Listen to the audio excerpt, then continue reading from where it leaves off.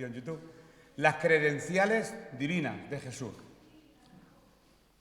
Es lo que vamos a estar viendo en esta mañana y vamos a continuar con el Evangelio de Juan en el capítulo 5, los versículos del 19 al 29. Ya sabemos, porque ya vamos por el capítulo 5 y sabemos que la intención del apóstol Juan es dejar claro que Cristo es Dios. Eso no es fácil creerlo para una mente natural. De hecho, siempre lo digo que en el primer siglo, las primeras divisiones y cismas en las iglesias, que ahora también los hay, se debían precisamente a esto. ¿Cómo podía un hombre ser verdadero hombre y verdadero Dios? Eso es muy difícil de creérselo. O las típicas preguntas que hacen. Si Jesús estaba en el huerto de Getsemaní y estaba orando al Padre en estos términos: Padre, que no se haga mi voluntad, sino la tuya. Si hay dos voluntades, ¿cómo puede haber un solo Dios? Y ahí entramos ya en una polémica que tenemos que hablar de la Trinidad, la divinidad de Jesús. Y esa locura, Juan lo resuelve de forma magistral en estos versículos, porque por eso lo he titulado Las credenciales divinas de Jesús. ¿Qué son las credenciales? Pues tu identificación. Si yo te pido las credenciales, si la policía nos pide las credenciales, suele ser el DNI. Si te para la Guardia Civil, pues las credenciales tuyas es tu DNI y tu carnet de conducir, y las del coche, pues el permiso de circulación, la tarjeta de inspección técnica y el seguro obligatorio. Hay credenciales para demostrar algo.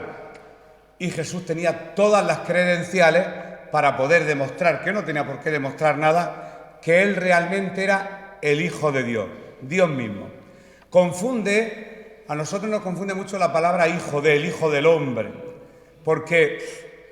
o el Hijo de Dios, porque para nosotros hijo es nuestro hijo, un hijo que tienes con una pareja, pero hijo tanto del hombre como de Dios, en el hebreo es participante de la naturaleza.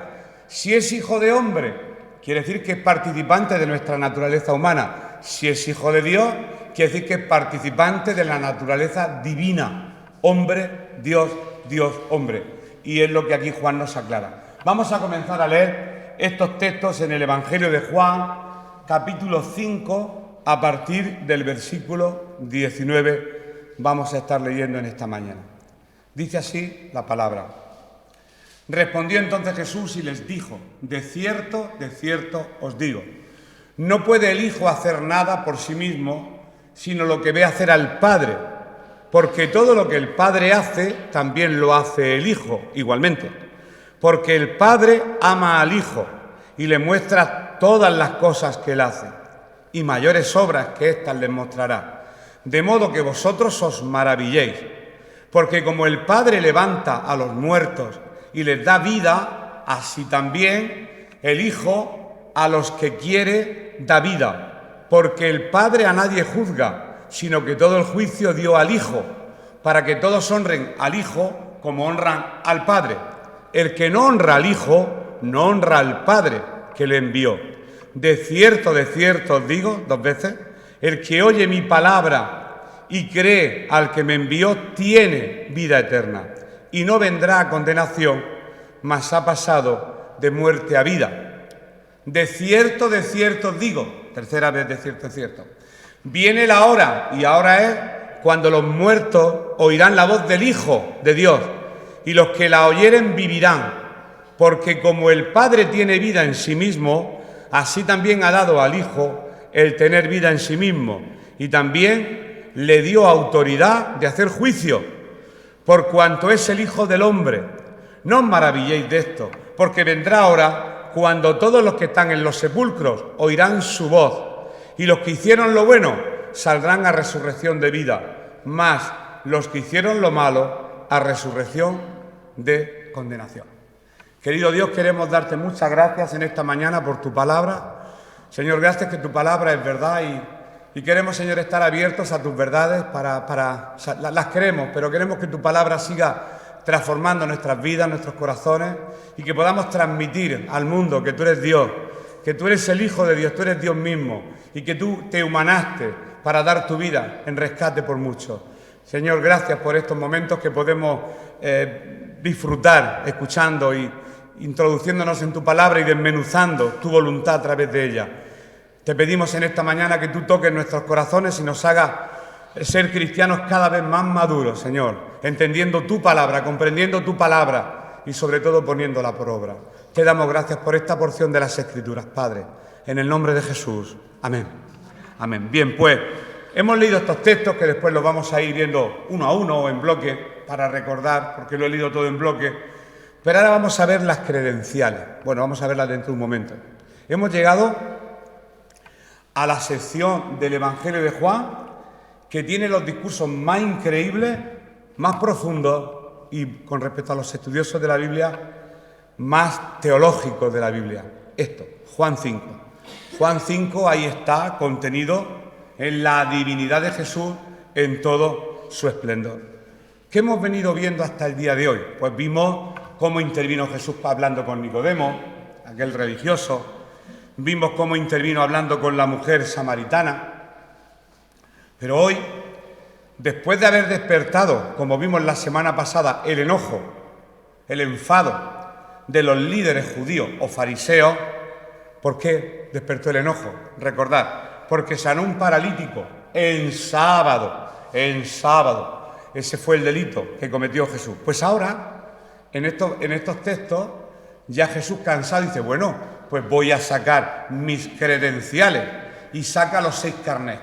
1, 2 y los pone sobre la mesa. Esta es mi identidad. Cuando tú sacas tu DNI, ahí está tu identidad. Nombre, apellidos, profesión, lugar de nacimiento, nombre de los papás, etc., etc. Jesús también sacó sus credenciales, porque en este texto habla Él. Y Él se está igualando al mismo Dios. Y eso sigue ofendiendo, lógicamente, a los fariseos de la época. Así que lo que presenta son sus credenciales mesiánicas. El Mesías, Yeshua Masías, como dicen los judíos, era lo que estaban esperando, precisamente. No de esa manera. La idea que tenía el pueblo de Israel era un Mesías que trajera libertad política, que no libertad espiritual. Y por eso, precisamente, se confunden. Sus palabras, de cierto os digo. Esto puede ser casi un hebraísmo.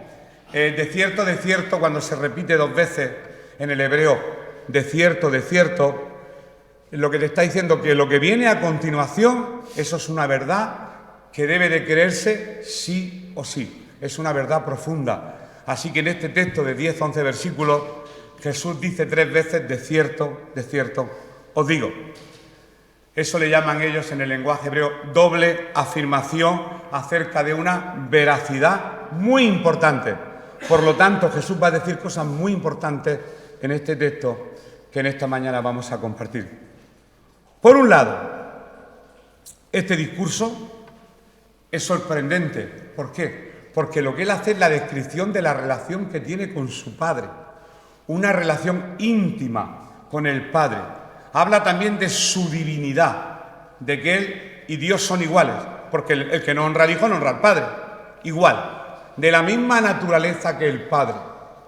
Y además también habla de su misión, de la misión que Él vino a hacer aquí a la tierra. De 3 cosas habla. Habla de que se lleva muy bien con el Padre, entonces son 2 o 1, ahí está el tema, ahí está el dilema. De su divinidad y de la misión como Salvador del mundo. Por otro lado, este discurso, para los que entienden de profecía mesiánica, lo que está haciendo ni más ni menos es que todo lo que se profetizó por los profetas siglos antes, ahora se están cumpliendo en la persona de nuestro Señor Jesucristo. Por lo tanto, este discurso habla de sí mismo. Recordar que al principio de su ministerio Él nunca hablaba de sí mismo. Siempre decía, por favor, no lo cuentes a nadie. Pero en el 3er año de ministerio, Él ya no se esconde. Y Él ya dice quién es. Y se identifica.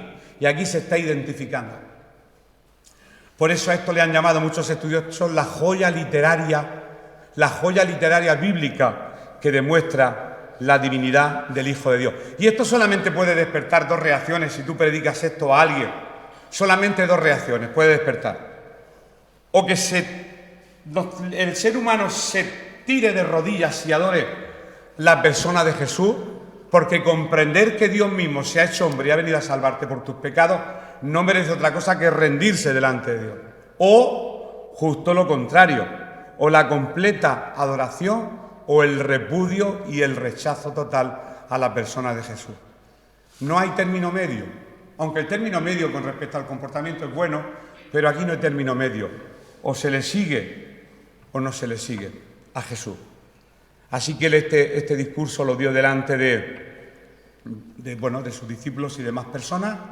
Y aquí empezamos con la primera credencial. Primera credencial, su relación íntima con el Padre como hijo. Esta es la primera credencial, son 6. Están en los versículos 19 y 20 que hemos leído. Respondió entonces Jesús y les dijo: de cierto os digo, no puede el Hijo hacer nada por sí mismo, sino lo que ve hacer al Padre, porque todo lo que el Padre hace, también lo hace el Hijo igualmente. Porque el Padre ama al Hijo y le muestra todas las cosas que él hace, y mayores obras que éstas les mostrará, de modo que vosotros os maravilléis. Estos son los 2 primeros versículos. Dice: porque todo, no casi todo, todo lo que hace el Padre, toda la capacidad que tiene el Padre, toda la tiene el Hijo. Entonces Dios, no casi toda la capacidad que tiene el Padre es toda la capacidad que tiene el Hijo para actuar. Es que yo pienso que el pueblo de Dios necesita centrarse en la divinidad del Hijo de Dios, porque aunque digamos que sí, nos cuesta. Si nos centramos que un hombre fuera Dios, es muy difícil. Para la mente humana, en fe, lógicamente, nada es imposible. Su primera credencial: se presenta a sí mismo diciendo: yo y el Padre tenemos una estrecha relación. Y eso los fariseos les sorprende, porque está diciendo que él hace lo mismo que el Padre y el Padre... ¿Cómo? Eso le sorprende. Si hay algo que lo vuelve divino a Jesús, es precisamente ser hijo de Dios. Y ahora vamos a interpretar qué es hijo de Dios. Hijo de Dios, participante de la naturaleza divina. Él está participando de la misma naturaleza que el Padre. Eso es lo que vuelve divino a nuestro Señor Jesucristo. Bien, por esto, por un lado, lo que acabamos de leer nos habla que su naturaleza es igual, no casi igual que la del Padre. Y por otro lado nos enseña que hay una relación intimísima entre ambos. Fijaros, su relación es tan sumamente estrecha que todo, vuelvo a reiterar, todo lo que el Hijo hace no lo hace por sí mismo, sino por medio del Padre. Y todo lo que hace está en comunión con el Padre.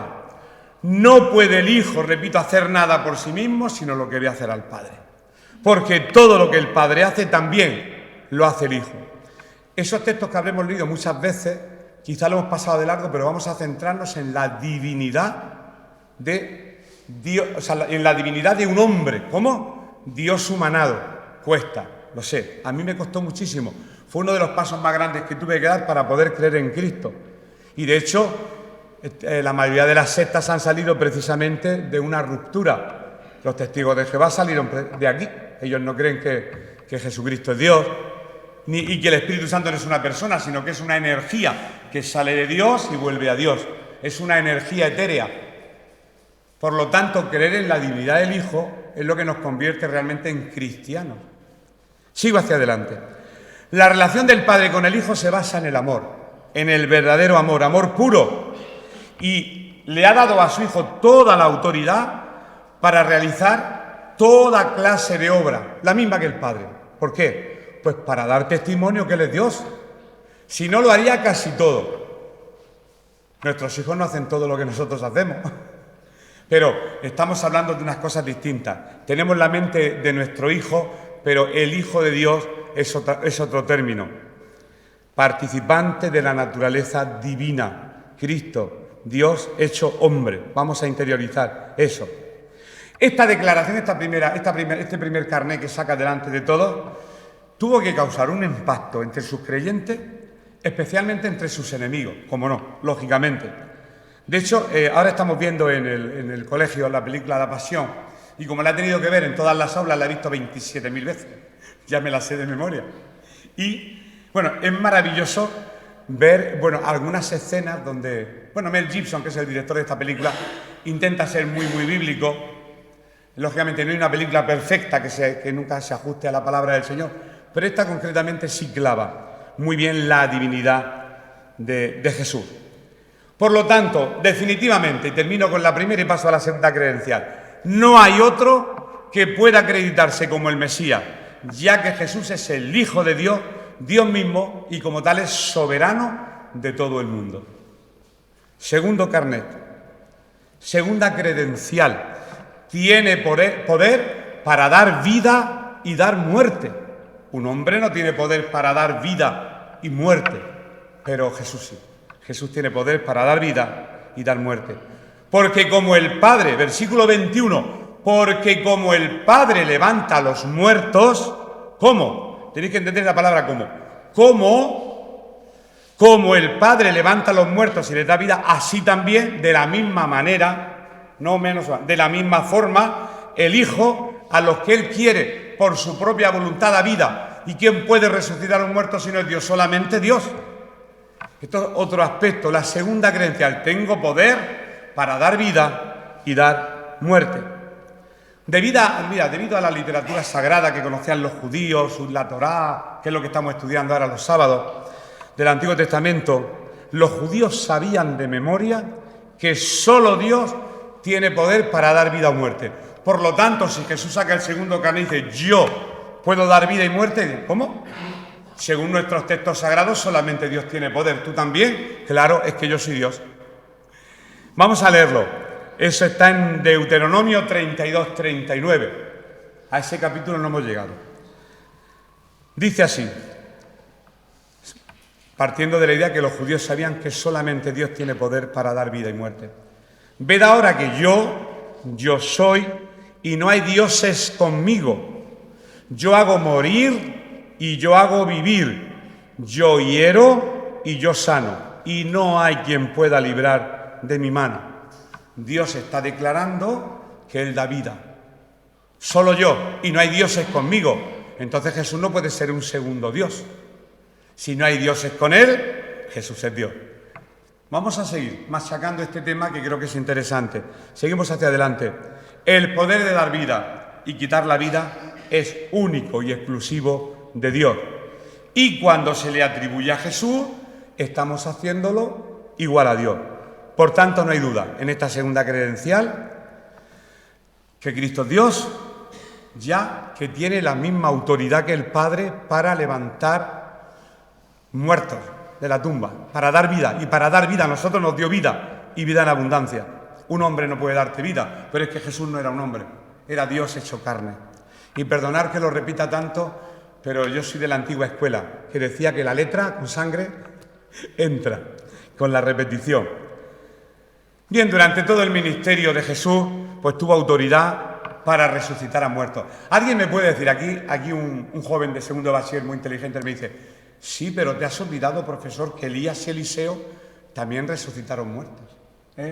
Los críos piensan, si la iglesia tuviera que hacer preguntas, tenemos muchas preguntas que hacer, pero nos las guardamos. ¿Cómo que Jesús él solamente podía? Y es cierto, pero resucitaron un muerto. Pero Jesús va a resucitar a todos los que han muerto y después hará un juicio a toda la humanidad, que va a ser lo mismo, no es lo mismo. Elías lo hizo porque Dios le concedió eso, lo hizo Dios a través de Elías, pero Jesús lo hace por él mismo. Lo vamos a ver más adelante. Dice así, Lucas 7, 22.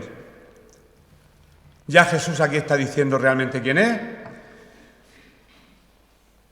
Y aquí dice, y respondiendo Jesús les dijo, id, haced saber a Juan, a su primo, a Juan el Bautista, lo que habéis visto y oído. Los ciegos ven, los cojos andan, los leprosos son limpiados, los sordos oyen, los muertos son resucitados y a los pobres es anunciado el Evangelio. Jesús ya está diciendo claramente que a través de su ministerio los muertos resucitan. Tercera credencial. La tercera credencial es que Jesús merece toda la honra, no parte de la honra, toda la honra. Y vamos a entender lo que es la palabra honra en su original. El que no honra al Hijo, no honra al Padre que lo envió. Repito, eso está en el versículo 23 de Juan. El que no honra al Hijo, no honra al Padre que lo envió. ¿Qué quiere decir? Que hay que honrar al Padre al mismo nivel que el Hijo. Ni más ni menos honra. Por lo tanto, la tercera credencial que certifica, porque son certificados, que Jesús es el Mesías, es que merece toda la honra. Misma honra que se le ofrece a Dios Padre, hasta tal punto, fijaros que dice que el que se niega a hacerlo, deshonra al Padre. El que no honra a Jesús, no honra a Dios Padre. ¿Cómo? Porque están al mismo, porque es la misma persona. Cuesta. La palabra honra se traduce del griego timao, no de timo, timao, me han timado, no. Timao es el verbo griego para la palabra, el vocablo honra, es un sustantivo. Representa reverencia hacia un ser, reverencia. No está hablando de la honra que dice honraré a vuestro padre, a vuestra madre, no, ni a una persona, no, está hablando de algo más. Se trata de una expresión de verdadera adoración. El que no adora a Jesús, no adora al Padre. Ese es el significado real de la palabra honra en ese contexto. Una honra de reverenciar a un ser, por ser lo que es. En este caso, honramos a Jesús por ser quien es, por ser el mismo Hijo de Dios. Además, los judíos sabían que solo Dios merecía adoración. Los judíos lo sabían. Vamos a leer un texto. Mira, aquí está en Éxodo 24:5. Los judíos sabían que solamente Dios era digno de toda adoración. De eso os acordáis que cuando delante de Pablo, de Pedro, no, alguien se arrodilla y dice, levántate que yo soy semejante a ti. No se dejó adorar el apóstol por ningún hombre. Jesús sí se dejó adorar. ¿Por qué? Porque era Dios. Si solamente Dios es digno de dejarse adorar y Jesús se dejó adorar, pues está clarísimo. No te harás imagen ni ninguna semejanza de lo que está arriba en el cielo, ni abajo en la tierra, ni en las aguas debajo de la tierra. No te inclinarás a ellas ni las honrarás, porque yo soy el Señor tu Dios, fuerte, celoso, que visito la maldad de los padres sobre los hijos hasta la tercera y cuarta generación de los que me aborrecen. Solamente a tu Dios adorarás y a Él mismo, solo a tu Dios. Y Jesús se dejó adorar. Quien no honra al Hijo, no honra al Padre. Así que, demostrada esta credencial, el hecho de que tú y yo tenemos que honrar a Jesús hasta tal punto de adorarlo, lo está elevando a la posición de Dios y lo convierte en el verdadero Mesías. Seguimos con más credenciales de la divinidad. Cuarta credencial. Solamente Él puede dar la vida eterna, ya no resucitar un muerto. Ahora vamos un poco más lejos. Él puede dar la vida eterna, vida eterna.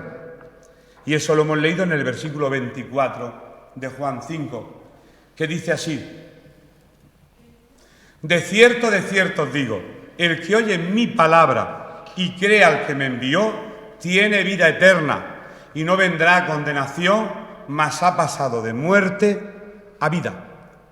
Cuarta credencial, Jesús puede dar y da vida eterna.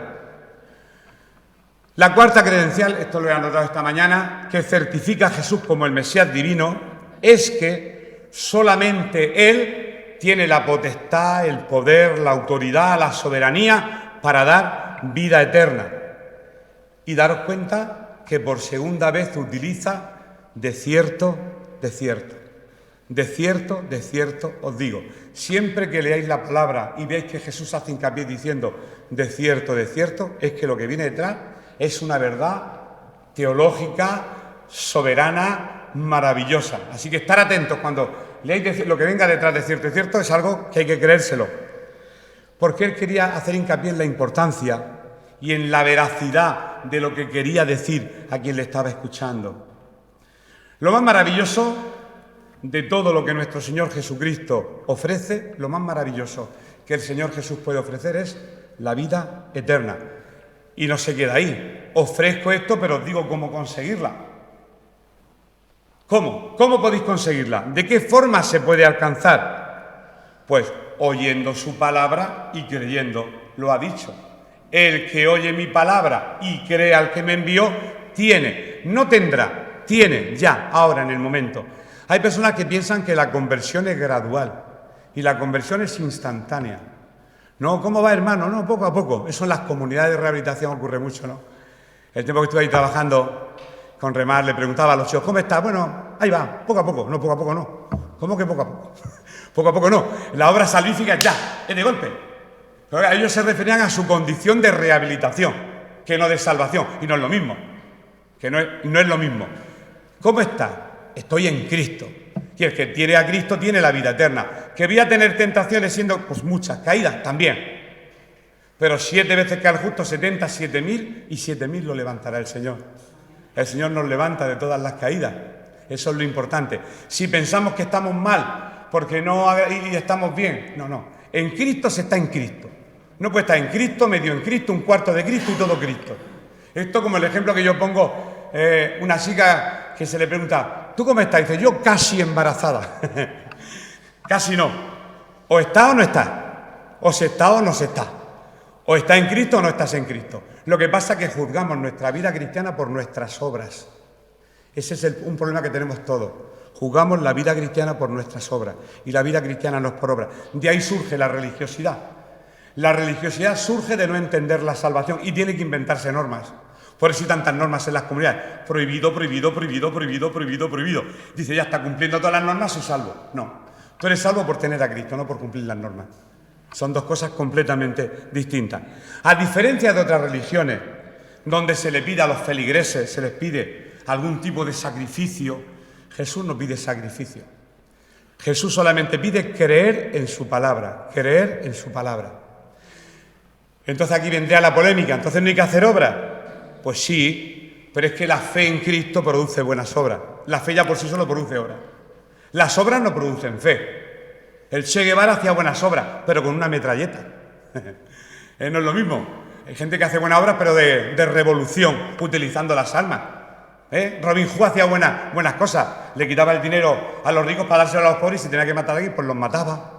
Pero esa no era la actitud de nuestro Señor Jesucristo. Él no nos pide ningún sacrificio, solo pide creer en su palabra. Y nos asegura que al que tal haga no vendrá condenación, sino que pasará de muerte a la vida.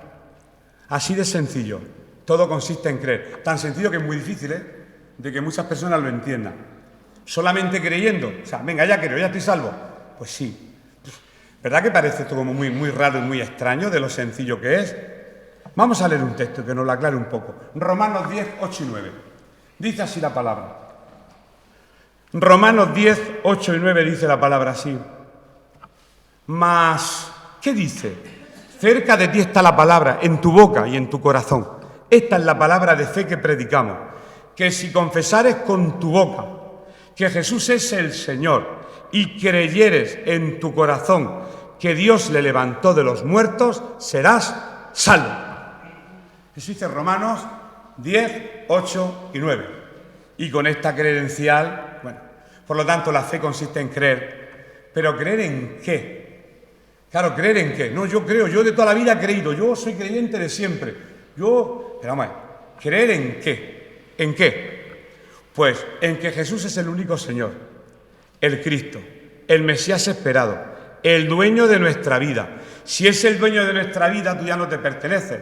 Por lo tanto, no puedes hacer lo que te dé la gana, sino lo que Cristo quiera, no lo que tú quieres. Y creer en que Dios levantó a Jesús al tercer día de entre los muertos, es decir, creer que Jesús venció el imperio de la muerte y tiene poder para darnos la vida eterna, es la única forma de creer en Jesús, creyendo todo eso. No, creer por creer, yo creo, porque por esa regla la Biblia dice, los demonios también creen y tiemblan, porque no se trata de creer en Cristo, se trata de creer a Cristo. Y Él me ha dicho de que debo de amar a mi enemigo y que debo de aguantarme y debo de soportarlo, me guste o no me guste. Esa es la vida cristiana. Es dura, lo sabemos todos, pero aquí estamos todos en el mismo barco y vamos hacia el mismo lugar. Quinta credencial, Se le ha otorgado otro título a Jesús. Saca la quinta credencial y dice, mira, yo soy juez. Jesús es juez. ¿Dónde lo hemos leído? En el versículo 22 y 23 hemos leído que Jesús es juez. Porque el Padre a nadie juzga, sino que todo el juicio dio al Hijo, para que todos honren al Hijo como honran al Padre. Pero quien juzga es el Hijo. A través de la literatura, hay libros que se le llaman apócrifos. Si alguna vez lo escucháis esto, es que los extremistas siempre son del diablo. Tranquilo, los libros apócrifos no son del diablo. Son libros que no están inspirados por Dios, simplemente, y están ahí, tienen una literatura, una historia que es real, es fiel y es fidedigna. Los eruditos que dijeron qué libros eran apócrifos y cuáles no, ahí eso sería otro tema donde entraríamos. Pero hay mucha literatura apocalíptica, mucha. Hay un libro que no tenemos en el canon, ni nosotros, ni la Iglesia Católica, que es el libro de Enoc. Y hay otras fuentes apócrifas.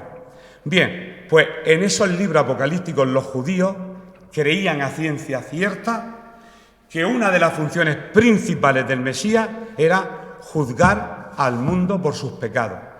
Por lo tanto, Jesús, cuando hablaba con sus conciudadanos judíos, sabía que iban a entender lo que le estaba diciendo. Yo saco este carnet, yo puedo juzgar. ¿Tú qué estás diciendo? Si solo Dios es el que tiene poder para juzgar al mundo por todos los pecados que ha cometido. Y cada credencial que sacaba más enervaba a los líderes judíos, porque estaba diciendo: yo soy el mismo Dios hecho hombre. Y eso le llevó a la cruz, lógicamente, aparte de que era algo que estaba profetizado. Jesús ratifica esta creencia, afirmándoles que todo el juicio se le ha otorgado a Él. ¿Cómo? Pues lo que he leído. Porque el Padre a nadie juzga, sino que todo el juicio dio al Hijo, a mí. A mí me ha dado todo el poder para juzgar a los vivos y a los muertos. Tengo poder para juzgar. Son muchas credenciales. La Biblia sí ha dicho que ha reservado un día para juzgar a todos los pecadores de este mundo, y Jesús será el juez. En ese día Jesús será el juez y se convertirá en el juez de todo el universo. Estamos ya terminando. Si hay un solo juez del universo, es Dios. Y a Jesús, como Hijo de Dios, se le ha dado esa potestad. Por lo tanto, llegamos a la misma conclusión. Jesús es el verdadero Mesías, el Hijo de Dios. Sexta y última credencial. Tiene el poder de la resurrección. Es que resucitó. Es el único ser humano en toda la historia que no. Y Lázaro no resucitó por él mismo, lo resucitó Jesús. Tiene el poder de la resurrección. Lázaro resucitó, pero se volvió a morir. Si visitáis la tumba de Lázaro, no, estoy engañando, no existe la tumba de Lázaro, no se ha encontrado en Israel. Pero si existiera, tendría que tener 2 fechas de muerte, porque muere, Jesús lo resucita y se vuelve a morir. Claro, era un ser humano, a diferencia de Jesús, que resucitó una vez y para siempre, porque venció el imperio de la muerte, porque tiene poder sobre la vida y tiene poder sobre la muerte. ¿Dónde hemos leído eso? Pues en los últimos versículos, son muchos, del 25 al 29. Podemos repetirlo y ya con esto vamos terminando. De cierto os digo, tercera afirmación que hay que creerse. Viene la hora, y ahora es cuando los muertos oirán la voz del Hijo de Dios. Los muertos oirán la voz del Hijo de Dios. Y los que la oyeren, la voz del Hijo de Dios, vivirán. Porque como el Padre tiene vida en sí mismo, así también ha dado al Hijo el tener vida en sí mismo. Y también le dio autoridad de hacer juicio por cuanto es el Hijo del Hombre. No os maravilléis de esto, porque vendrá hora cuando todos los que están en los sepulcros oirán su voz, oirán mi voz, les está diciendo. Y los que hicieron lo bueno, pues saldrán a resurrección de vida, pero los que hicieron lo malo, a resurrección de condenación. Estos son los últimos textos del mensaje de esta mañana, pero voy a explicar un poquito esta sexta y última credencial. Por tercera vez, en esta lectura, hemos encontrado la doble aseveración de cierto, que nos ha introducido en una nueva revelación, que Jesús tiene toda la autoridad y todo el poder para dar vida, para dar muerte, para juzgar, para resucitar muertos, no solo a uno, como hizo Elías, no solo un muerto, para resucitar a todos los muertos. Es superior a Elías y a todos los que hicieron quizá un milagro de ese tipo. Y como juez, lógicamente, pues debe de traer a la vida a todos los muertos. ¿Y dónde lo dice eso? En Primera de Tesalonicenses, creo que lo tengo por aquí apuntado. A ver, sí, estoy por el final.